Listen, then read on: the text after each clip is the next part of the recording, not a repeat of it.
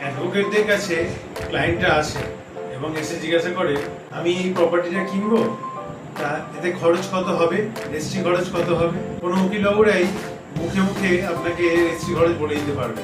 সেই প্রপার্টি, আপনি যে প্রপার্টিটা কিনতে চলেছেন সেই প্রপার্টির মার্কেট ভ্যালু অনুযায়ী আপনাকে স্ট্যাম্প ডিউটি এবং রেজিস্ট্রেশন ফিস পে করতে হবে। স্ট্যাম্প ডিউটি আপনাকে 6% পে করতে হবে গভর্নমেন্টকে এবং 1% রেজিস্ট্রেশন ফিস পে করতে হবে।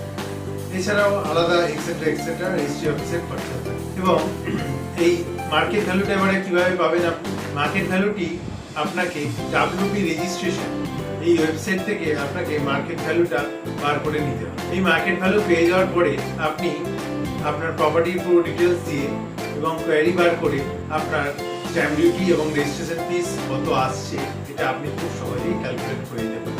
এই টাকাটি আপনাকে গভর্নমেন্টকে অনলাইনে পে করতে হবে।